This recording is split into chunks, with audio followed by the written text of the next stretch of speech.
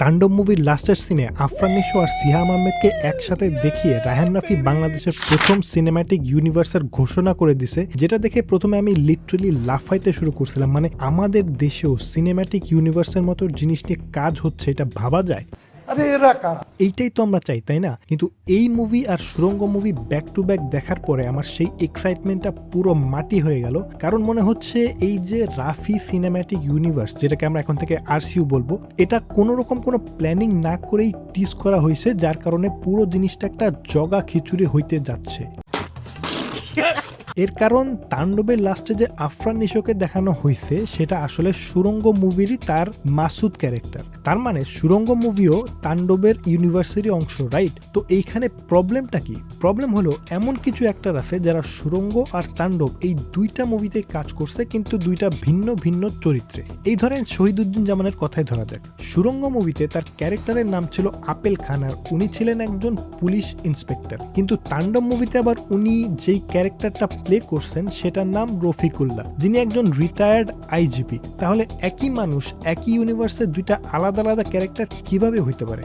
এইটা কি কোনো কথা? এখন আবার কেউ বলেন না যে উনি নাম চেঞ্জ করে আবার রিটায়ার হয়ে গেছেন। আর শুধু যে ওনার একার ক্ষেত্রে এরকম হয়েছে সেরকমটা কিন্তু না। অশোক ব্যাপারী সুরঙ্গ মুভিতে ছিলেন ব্যাংকের ম্যানেজার, সেই উনি আবার তাণ্ডবে হয়ে গেলেন সোয়াট টিমের লিডার। সেরকম সুরঙ্গ মুভির ব্যাংক ম্যানেজারের ড্রাইভার তাণ্ডবের একজন ধনী বিজনেসম্যান, অর্থাৎ সিয়াম আহমেদের ক্যারেক্টারের যে বাবা সেটা। তারপর সুরঙ্গ মুভিতে ব্যাংকের পিয়ন তাণ্ডবে দেখানো হয় শাকিব খানের সাথে জেলের আসামি। তো বুঝতেই পারতেছেন কি লেভেলের জগা খিচুড়ি পাকাইছে এখানে আমাদের রাফি ভাই।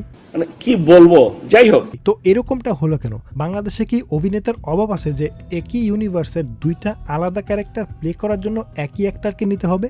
এইখানে আমার মনে হয় যেই সমস্যাটা হয়েছে সেটা হলো এই যে রাফি সিনেম্যাটিক ইউনিভার্সের জিনিসটা, আসলে এটা কোনো প্ল্যানিং না করে শেষ মুহূর্তে তাড়াহুড়ার মধ্যে করা হয়েছে। অর্থাৎ শুরুতে তাণ্ডব মুভি সুরঙ্গের ইউনিভার্সের অংশ হওয়ার কোনো কথাই ছিল না, কিন্তু মুভি বানানোর সময় রায়হান রাফির মাথায় সিনেম্যাটিক ইউনিভার্সের ভূত চেপে বসে, হয়তো পার্শ্ববর্তী দেশের এত এত সিনেম্যাটিক ইউনিভার্স দেখে। তো তখনই উনি সিদ্ধান্ত নিলেন আমিও একটা সিনেম্যাটিক ইউনিভার্স বানাবো, আর মুভির শেষে আফরান নিশো আর সিয়াম আহমেদকে ঢুকিয়ে দিলেন। কিন্তু এইখানে যে এত বড় একটা ব্লান্ডার হয়ে গেল সেইখানে ওনার কোনো নজরই নাই। সত্যি বলতে আমি এই ব্যাপারটা নিয়ে একটু ডিসঅ্যাপয়েন্টেড, কারণ বাংলাদেশের প্রথম সিনেম্যাটিক ইউনিভার্স হতে যাচ্ছে, আর রায়হান রাফির কাছ থেকে অন্তত আমি এর থেকে বেশি কিছু আশা করেছিলাম। সিনেম্যাটিক ইউনিভার্সের মতো বড় জিনিস আগে থেকে প্ল্যান করে করতে হয়, এমন না যে মুভি বানাইতে বানাইতে মনে হলো আর বানিয়ে ফেললাম। ভাই মার্ভেলের মুভির সাকসেসের পিছনে অনেক বড় একটা জিনিস ছিল, সবকিছু আগে থেকে প্ল্যানিং করে করা হতো। 2018 সালে আসা ইনফিনিটি ওয়ারের থ্যানোসকে ওরা 6 বছর